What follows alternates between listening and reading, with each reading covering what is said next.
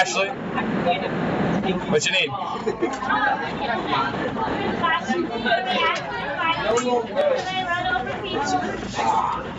He actually played along with it.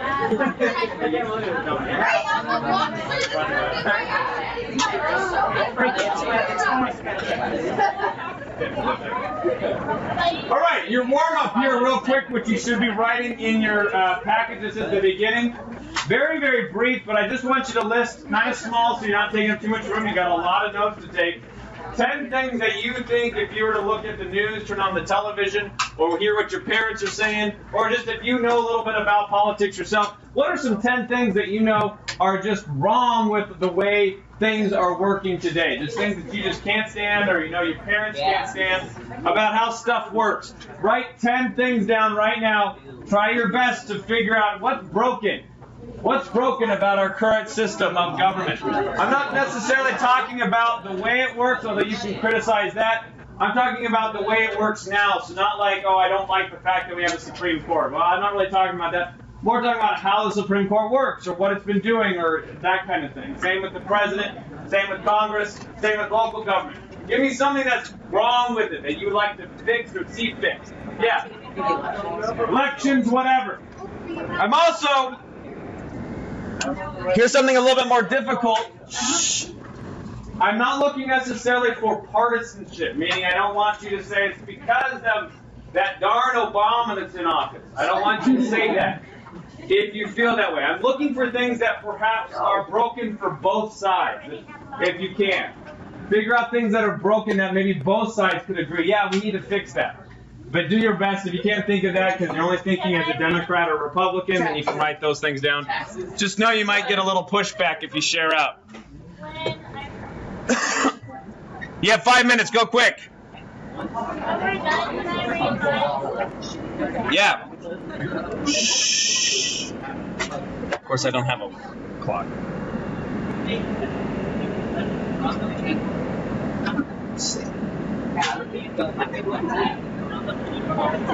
Let's talk to now, more writing.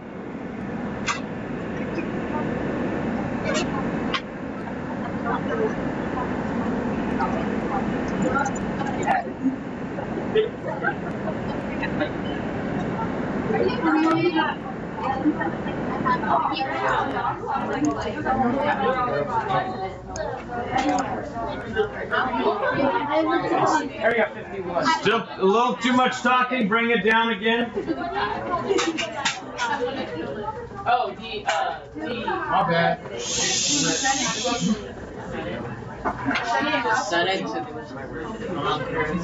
I know you guys haven't taken government. Some of you are taking government currently. So that's going to be helpful. Do your best, write real quick. You have 3 minutes.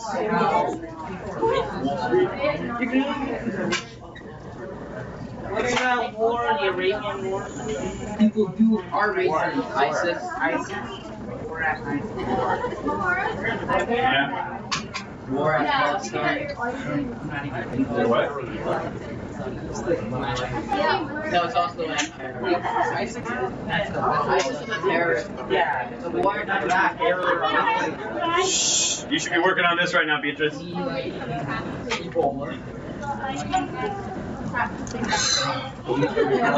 can't really get arguments.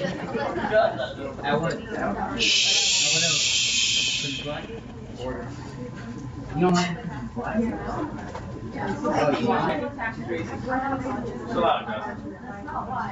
That is? This ain't the thing yet. Just write it down first. Wait, is that a seminar? No, this is just our. Yeah. Should we do a Socratic seminar? We should. Yes, we should. Yeah. We can have like a Socratic seminar just for that. We would like be able to talk. Oh, I see. Yeah. It's Monday, so. Do we want to do it? No, it's a she has. If we do turn this into a Socratic seminar, it's not going to be a political debate. It's going to be an art history debate. Dang it! Why? That's It's good. not like AP government. AP government, yes. Just have a- Yes, if I'm dropping this down, then you get people want to take AP government.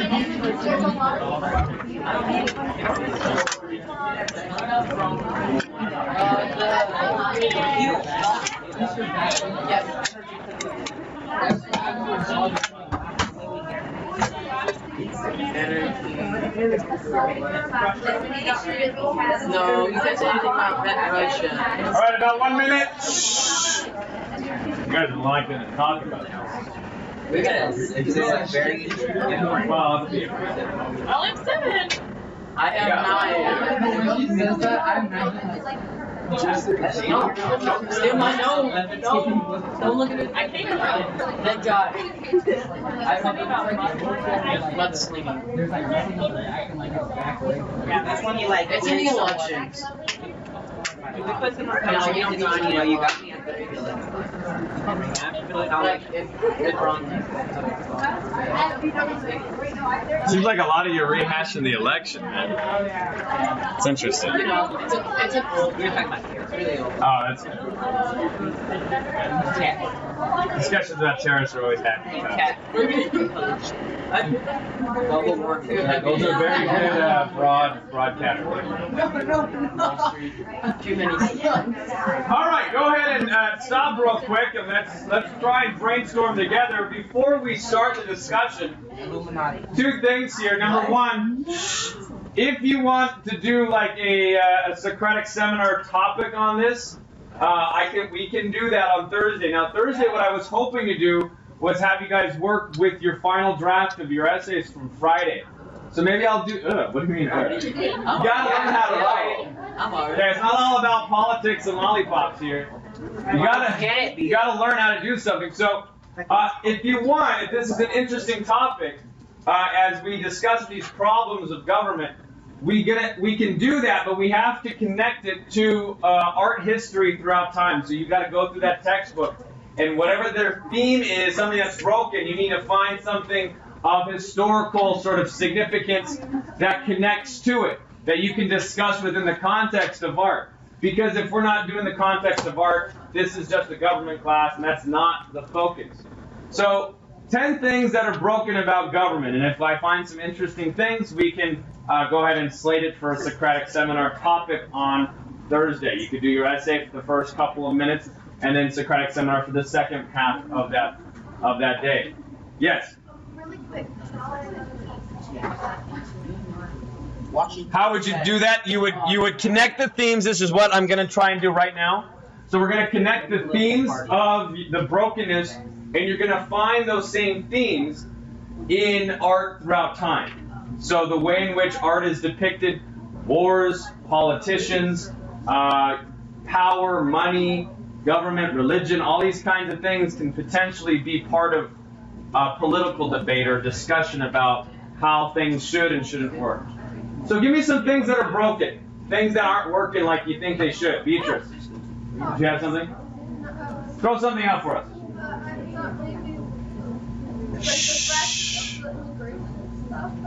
Okay, so issues with, now let's keep this at a high point, meaning I don't need to hear your side of it, but I think we can all agree that immigration as a general topic is a problematic thing. It seems to be there's a lot of people coming. There's not a system in place for them. Whether you want sort of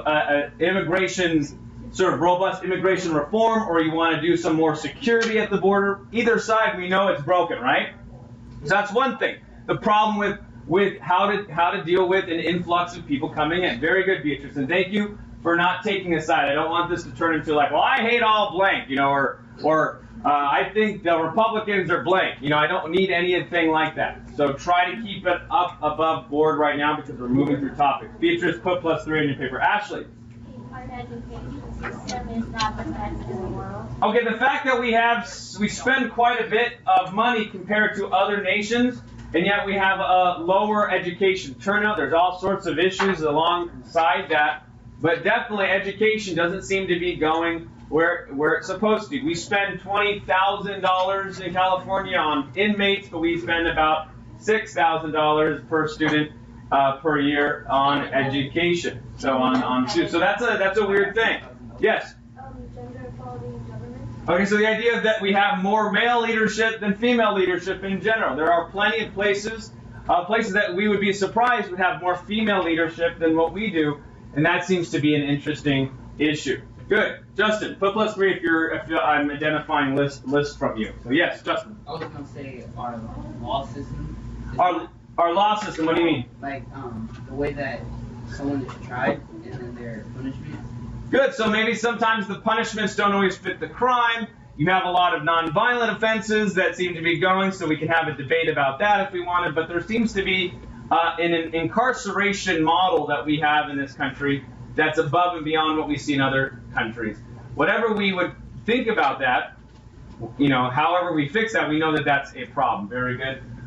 There was another statistic that I thought was interesting with that.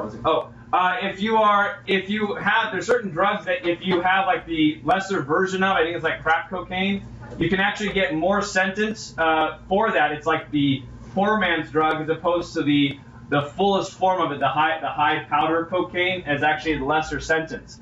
For whatever reason, it kind of gives the people who have the wealth and use the drug in a higher concentration actually has less sentencing. So that's an issue that I think is interesting, kind of a broken thing that anyone can agree with. Yes? We need to close our borders. Okay, so immigration. We already talked about immigration, and there's a security factor with that. Very good, yes. Okay, so the idea of energy crisis. What do? Do we continue oil excavation? Do we go into alternative forms? Whatever we know that what we do is unsustainable currently. Yes? The unemployment rate. Unemployment rate. Whatever side you're on and however to fix it, we know that there's people out of work and they're hurting and their families are hurting, so that is a problem. Yes? Ozone layer destruction. Say it again? Ozone layer. Okay, so there's environmental issues. Again, however you want to solve that with either industry or through some other type of intervention or global awareness, there is environmental issues that will impact us. Lorraine? The jail systems. Okay, so again, jail systems, just like Justin said. Yes? Political parties. Oh my God. What about political parties? Like they fight a lot. Okay, so there's a lot of fighting. Is that a broken thing? Well, it's broken in one sense that maybe if they're always fighting, what could they not get? What do they not do? Civil war. If you're just fighting, and you never agree because you're just trying to win the next election, is that a problem?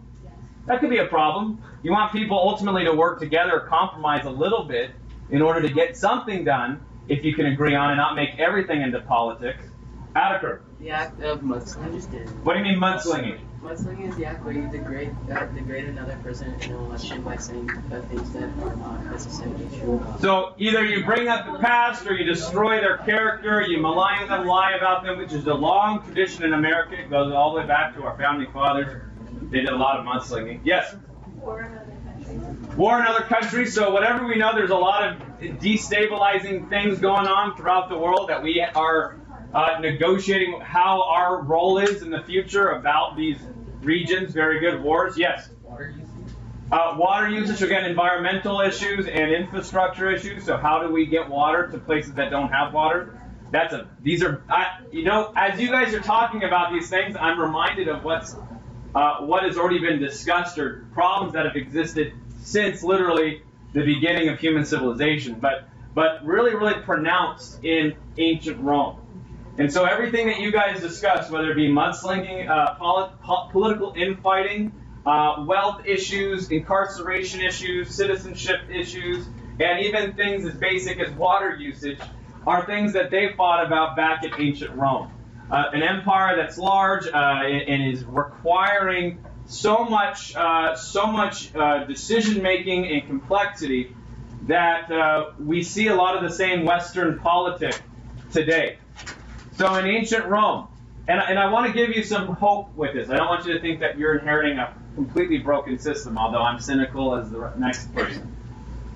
But at least our politicians, even though they fight, at least they don't come in to a city and start chopping off people's heads, putting them on pikes, in order to say, vote for me.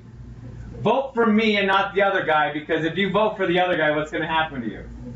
We're going to kill you. This was literally part and parcel by the end of the Roman Republic, the type of violence that was ingrained in their system. So at least we have that civility going for us. Yay! Yay that we don't kill each other. That's great. So anyways, just know that I don't have a lot of love for Rome as a moral system, but so I criticize it for that sake because it has a lot of infighting. But I do it so that you guys know, hey, there's a future we're getting better in certain ways. Now, there's not to say that there aren't trouble to have. But we're going to look at Rome today, Rome as a republic, and then Rome as an empire, looking at their art, understanding who they are and their culture, and then what's important to them, and then figure out, okay, how do they literally are the bedrock of Western civilization. Greece is, if Greece is to democracy, Rome is to executive, military, law, legal authority. All of these things, Rome is just as much a part of our founding as anything else. In fact, the Latin, the ancient language, becomes the academic language of Europe, and then later it will become the academic language of our founding fathers that sort of underride the legal system of our own government. So lots of important things we'll talk about. First, though, I want to literally develop the art and transition right along the divide between the Greek Empire, the Hellenistic period, and the period of time in which Rome was really the main influence in the world. We see a work that sort of cauterizes that connection between Greece and Rome, and it's called the Laocoon Group. Laocoon Group is developed around this time period in which the Roman Republic is gaining ground, and the former Greek Empire, the Greek Empire and its descendancy, as it's falling apart, people are creating new political alliances with their neighbors as opposed to maintaining Hellenistic autonomy. That is, like they're representing themselves as Greeks first, and then other people second, Spartan second kind of thing, Athenian second. Instead, now we're seeing that these places, they're like, no, I got to work with my neighbor here. And so a lot of places, especially along the Mediterranean, the Italian peninsula where Rome is, they begin pushing allegiance to Rome. And we have this work, the Laocoon Group represents the infusion of Roman and Greek mythology together as one. The character of Laocoon, he's a priest of Poseidon, who is in Troy at the time of the Trojan horse that is brought into their place. Are you familiar with the Trojan horse mythology? The story of Odysseus deciding to build this horse, and it's basically a way for the Greeks to destroy the Trojans by bringing in this horse, assuming that it's sort of a war offering, a peace offering to their goddess. And as a result, they're all waiting inside, and they come out and they start slaying people at night. Well, Laocoon is a priest of Troy, of Poseidon in Troy, and he begins to tell that the Trojan horse is a bad thing. And of course, the gods don't like this because the gods are the things that are developing the fate anyways of all the people. And so Poseidon shoots out some sea snakes to go and devour not only Laocoon, but both of his sons as well. Very nice fate. But how this develops a connection between Greece and Rome is that it's in the Roman story of the same event, the Trojan horse, that we see Laocoon become a important person. He's reminding the Romans that the Greece has fallen and that there's a new order about to be established. And it's called the Aeneid. It's the Roman version of the Iliad. Rome also developed the Iliad, but they continued a story with a guy named Aeneas who flees and then ends up later founding Rome with his children. So when we say the Greco-Roman world, it's literally because Rome piggybacks off of and copies Greek Empire language in order to justify their own ascendancy as an empire. And we see this displayed in this work. This is literally the death of Greece. Again, cauterized in a single work, unified in a single work. And so the fates of the gods determine that the destruction of the Greek Empire. So it's an interesting, subtle symbol here. But it's also obviously symbols of fate, that the gods choose who they are to kill. And in the Hellenistic period, we get this sort of intense gesturing. So this is conveyed through this great sense of emotion. Our character has got a very, very exaggerated contrapposto, even while sitting. His legs and his arms are in great flexing. Michelangelo saw this work and proposed that this arm would have been more out this way, like standing outwards. And for about several centuries after Michelangelo, that's how it stayed. I think there's I don't have the image of it, but there's images even in the 19th century of the original or the restored arm being pulled out that way with the snake. They ended up getting rid of all that and putting in what they think is probably more like what's happening. Michelangelo was wrong, and they got rid of all the extra snake that's been destroyed anyway, so they pulled back some of those restorations. His two children are trying to untangle themselves from the snake. The snake is biting first. Lacoon himself probably can't finish off the meal, but shows the pain and agony. And it's a high Hellenistic or a perfect representation of the high emotion that is characteristic of the Hellenistic period. It is not a relief. This is a full sculpture in the round.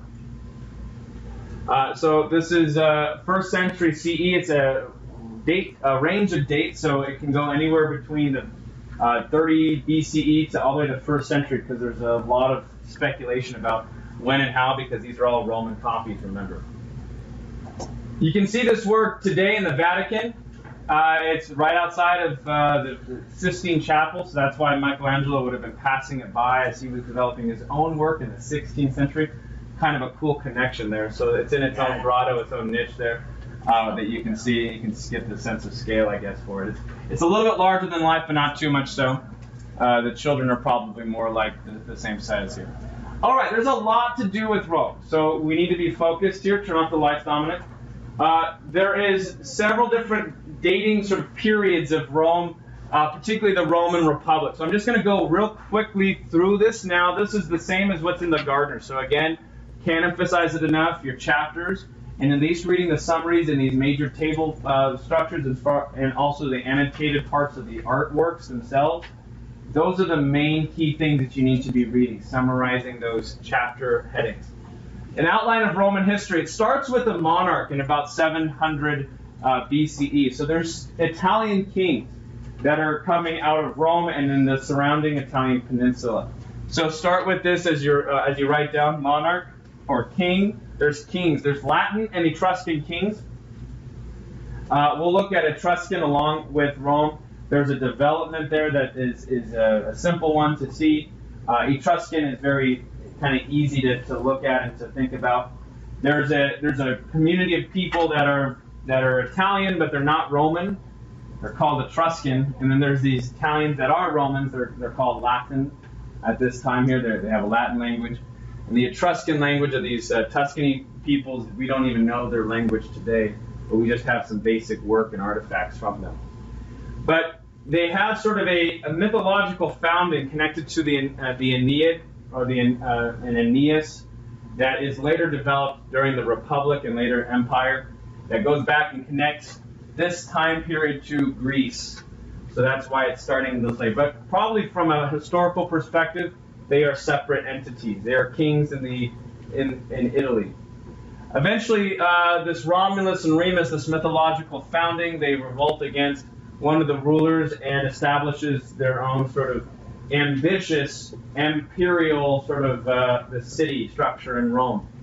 And from whatever's going on here, this monarchy, it transitions into a republic. As your land gets larger, it requires more and more administrative elements, more bureaucracy, more government. And so a monarch isn't good enough to rule a large swath of land. And so as the republic increases in size, or as the kingdoms increase in size, it's requiring more of like a representation of the different places in Italy. So you have like people who come from the north, from the south, and they come up to a certain place in Rome to discuss the issues of their particular area in Italy. So this is why representative democracies and representative governments are important, because our countries are becoming bigger and bigger. And in order to be a stable country, it needs to represent the people. Republics start from about 509 and end at about 27 BCE. Notice we're getting closer, ticking off to the end of the ancient era and the start of the current era. And Rome is literally on the precipice of that current era.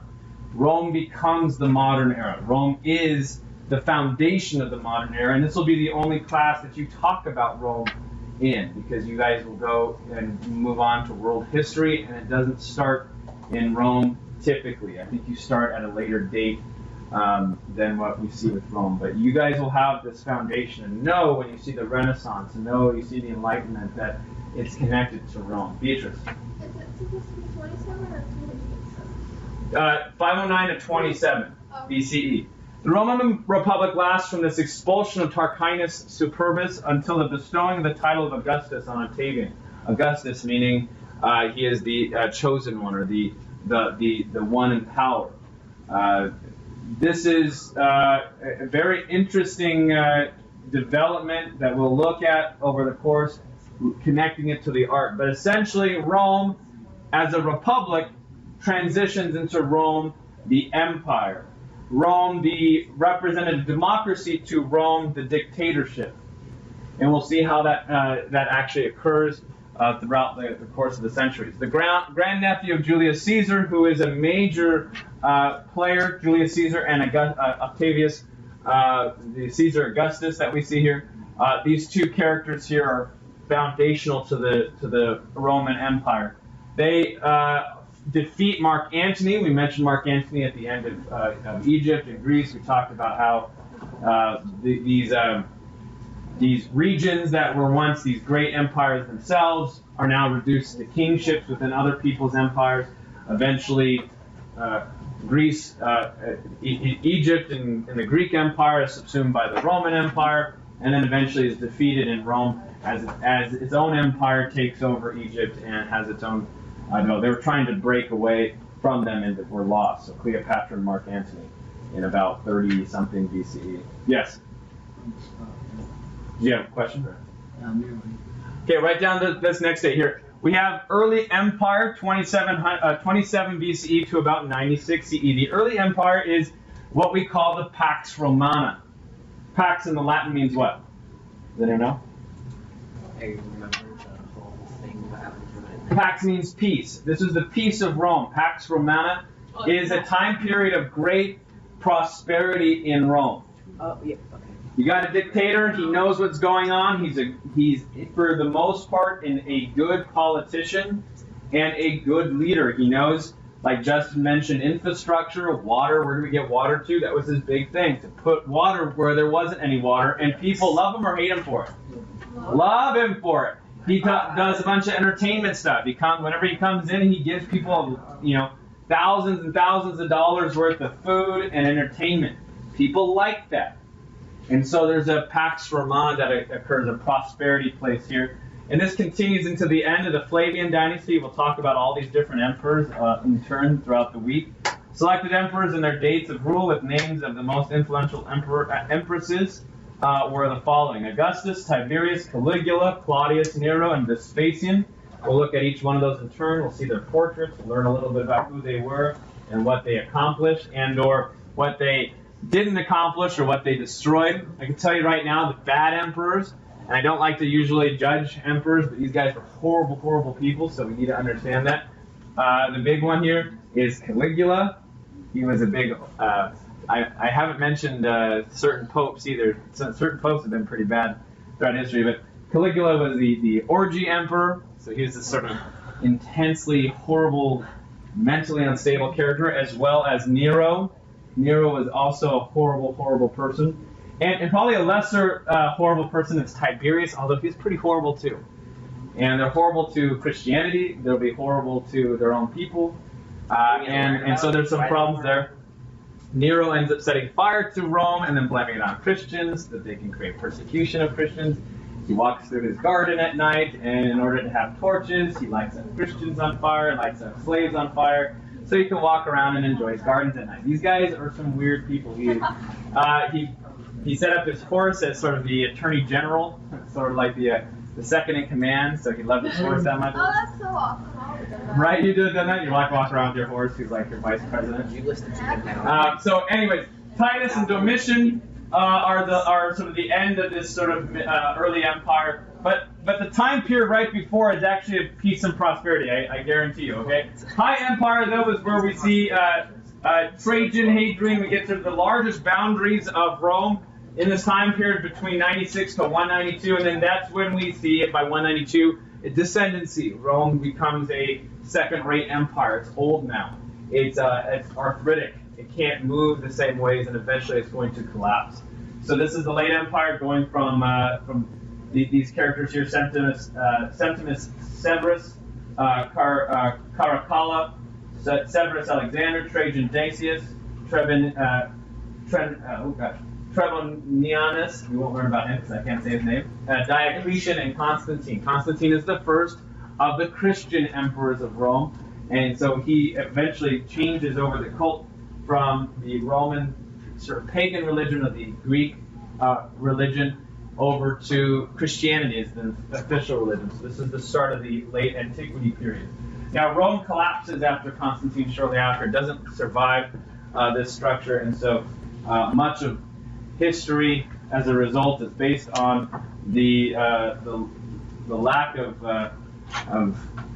this empire, this imperial stability. So, everyone, this is Miss Rodas. Yes. Miss Rodas, she's going to be observing us. So everyone say, hello, Miss Rodas. Hello, Miss Rodas. And of course, good morning, Mr. Stanley. Good morning, Mr. Stanley. So you help us with that. All right. There you go. Yeah. Well, good. You were expecting. Where's the cowboy? Where's the western? Oh, you got the boots. Okay. And I got my hat. I'll be wearing it at a break. Okay. I don't want to be Just walking making the halls. I'm stomping around. You guys would think there's a gunfight going to go on, you know, in the Old West. I know, right?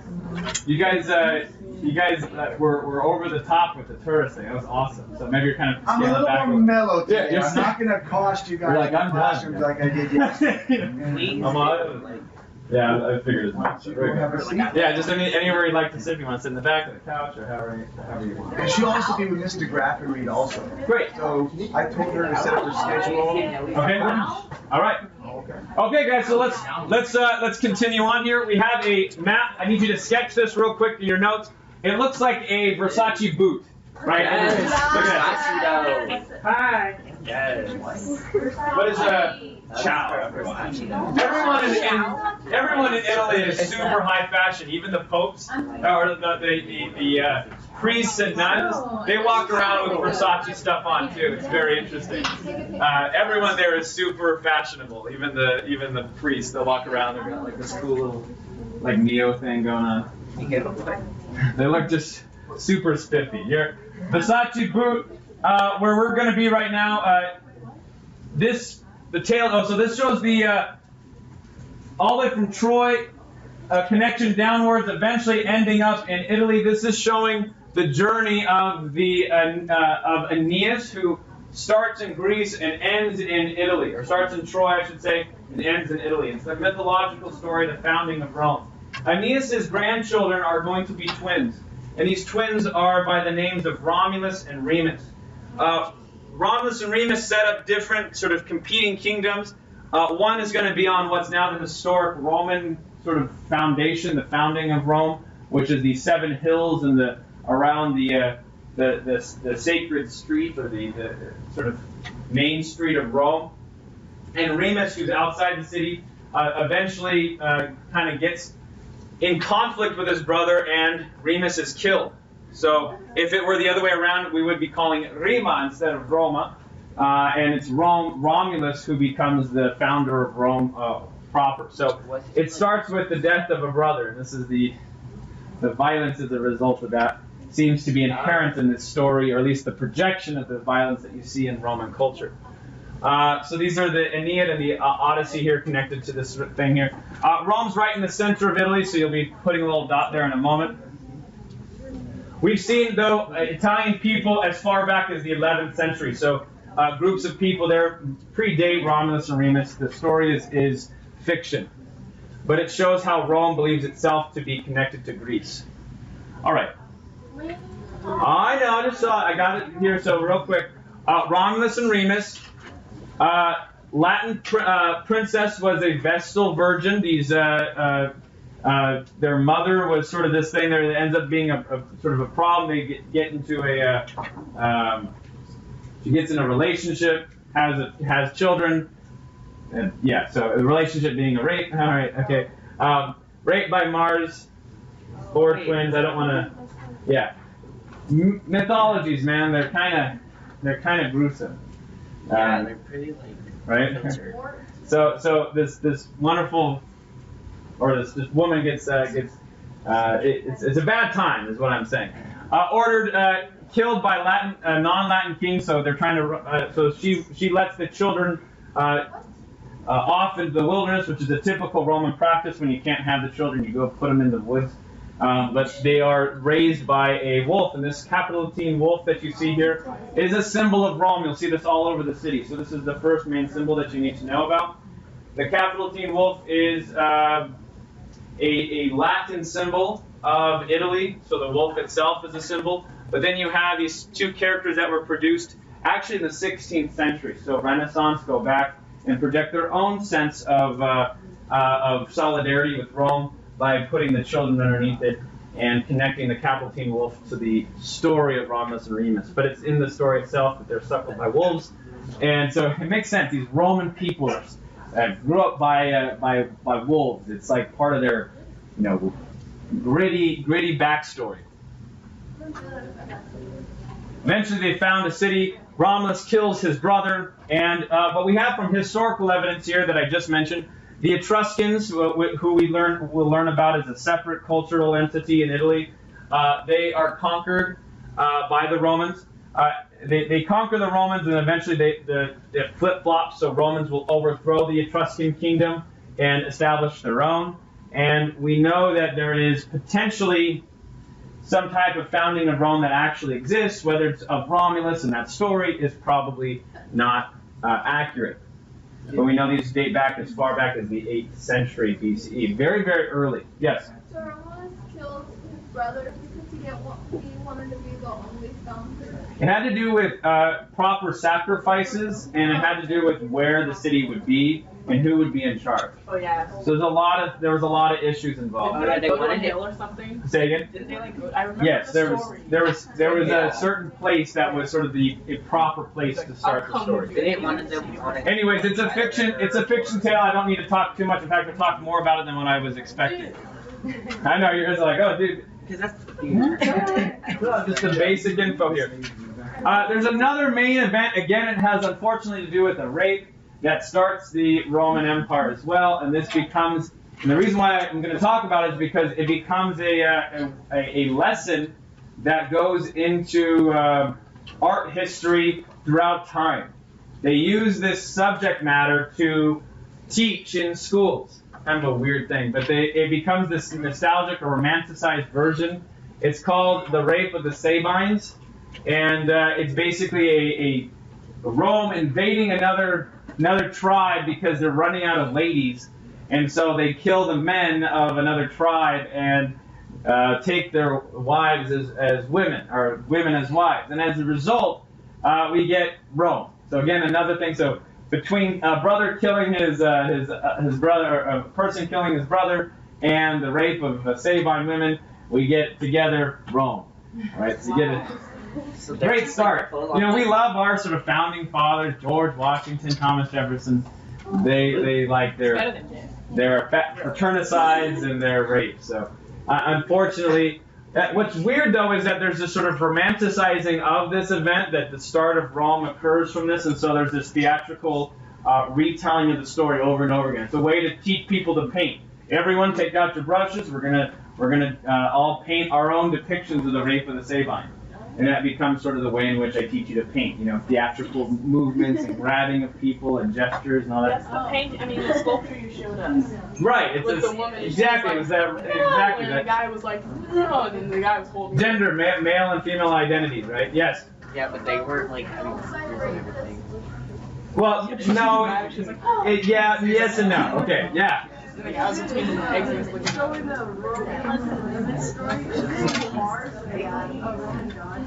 Yeah, so he's the god of war that's connected to Ares. Okay, anyways, just to know that this is a neoclassical work, shows, the destruction and the fighting and all that kind of stuff. We'll talk about that our thematic unit. So our thematic unit on violence. I also have a thematic unit also on sort of forced sexual practice, kind of a mature thing, but it is part of the art history, unfortunately. So we're gonna have to go through that pretty soberingly. The regal period, or the time period of the New Kingdom, beginning with the War of Independence from Etruscans. I'm sorry, this is a lot of backstory, but you got to know the basic history before it'll make sense when we look at the artwork. We get these war heroes that exhibit these great attributes that will later be codified into Roman law. Basically, if you are in the Roman Republic, you need to have done some type of military service. And because, and the reason why is because violence and overthrowing of other governments and being a Roman entity or Roman citizen is all connected. Military service is prominent. In some ways, this is a connection to today. The people who are often brought into power are people who have had some type of military service. Particularly after World War II, we see the military as an important machine of our democracy. War heroes exhibit desired qualities of Romans, and so these are, again, built into not only their government, but into their artwork. And then later cultures will go back and be nostalgic for and romanticize that period of time. This is the Oath of Horatio, once again, Jacques-Louis David, in the neoclassical period of France. This shows three brothers who are committing their swords to their father and bringing their various kingdoms, their various inheritances together so that they can fight against the encroaching powers around them. So this is the idea of going against the Etruscans or against your overlords and establishing your own system of government. And it's the same with, in the neoclassical period, they're fighting a revolutionary war. So there's the French Revolution, there's a lot of movement against the monarchy and the king powers, and so they're using the spirit of Rome to show their own sense of independence. In fact, that's why a lot of in our American Revolution, establishing legal precedents with Latin law, so with Rome, our use of force against the British in order to establish Rome as a Roman spirit, and then the Greco-Roman world together creates a democracy that also is a representative democracy, so that's part of what Rome gives us. So Rome is in our spirit as well. Dominic. Oh, we have 3 minutes. Okay. I'm going to talk about it tomorrow, this first thing. You guys can look it over, and I will assign groups tomorrow with that. I don't want to do it in 3 minutes or else it's not going to make any sense. Do we have to? Oh, we're going to assign teams with that, so I'll talk about that tomorrow. So just look it over right now. If you want to look at the summaries tonight in that non-Western project, you can do so. You'll have time to complete that. Yes? We have to write the final draft to our... The what? We have to write the final draft to right today. Yes, and so, well, that's Thursday. Oh, Yes. Okay, yes, so that's tomorrow. So tomorrow, we're going to be talking about the non-Western project. You have a final draft of your essay that you did on Friday, so I want to see that, ready to talk about your edit and teams before you turn it in. We'll have a quick discussion once again of artwork if you want it. Now, you know what, we're going to skip the Socratic seminar for government. I don't think there's enough time for that. I want you focused on the non-Western project that I just passed out. That's very important. Then we got to continue talking about Rome, or else we'll never finish it. It's a long, long history. Ashley. What did you do? Rough draft or final draft? The final draft. So you had a rough draft already done on Friday. This is the final draft of that same essay. The groups will be table teams. All right, great. So make sure the tables are pushed together and that you clean up your areas before we leave today. Yes. Anything that you type up as MLA, you should know that already. Mr.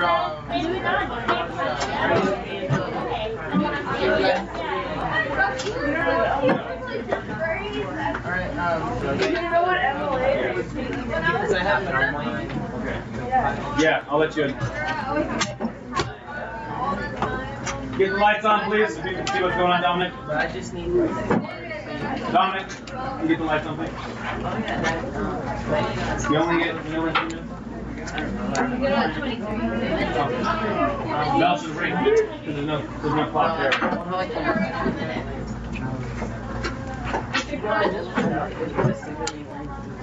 The priority tonight is that essay from Friday. See you guys.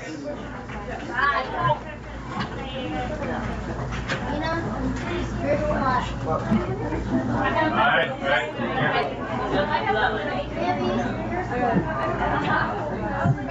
See you guys.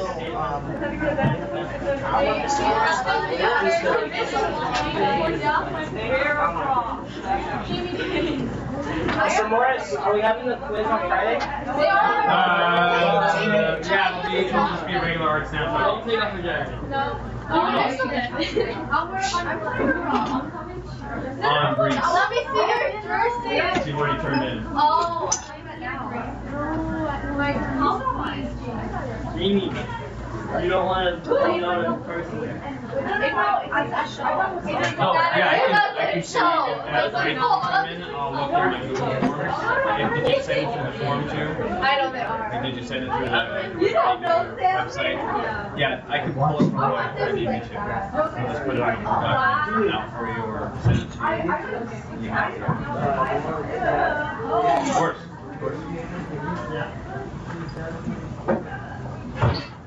Nice to meet you. That was art history. Okay. So the next is English. Okay. English 10, advanced English 10. Okay. We're going to run and get some documents. Alright. Running late today, not a good day. Kind of a bad example today, actually. Sorry. Are you new? No, I'm observing. Oh, hi. Do I look like a high school? Really? That's a good thing though. Like looking younger. You look. How old are you? Well, someone said this is my. Oh.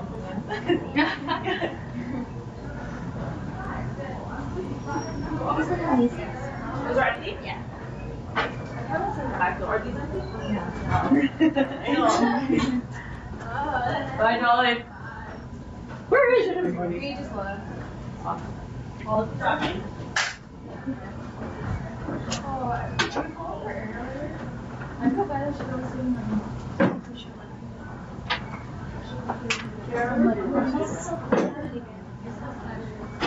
Why didn't you wear a black shirt? Boris! Where is Boris? Like everyone was forever.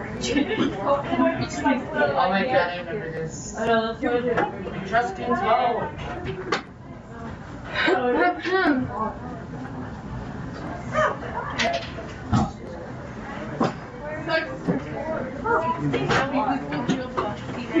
I didn't even see her back. Oh, that's what she's not doing. Yeah, I know, she's getting deployed.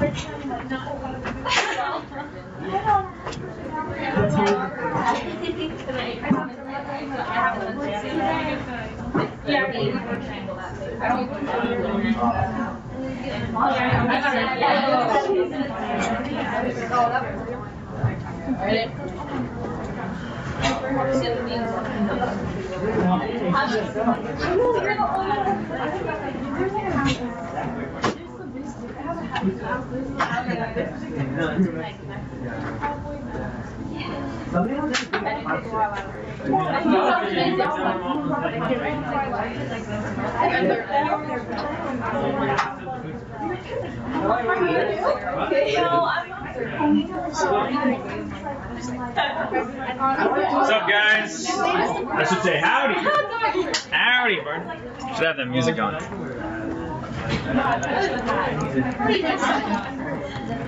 Good job, Alex. No. Yeah, I tried. I tried.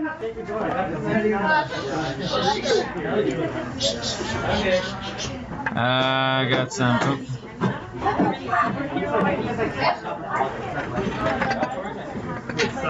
I thought it was okay. I need like 20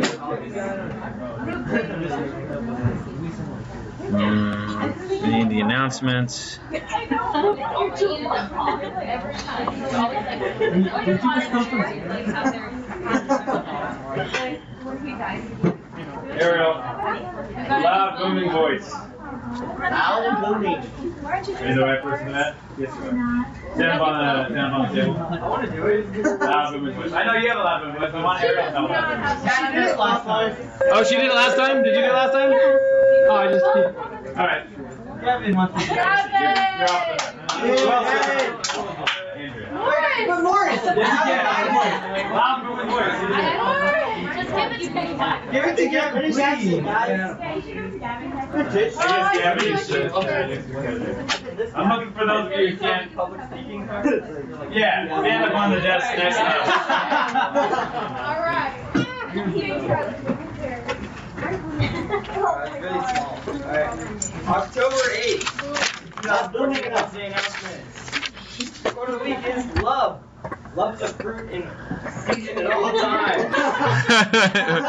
In reach of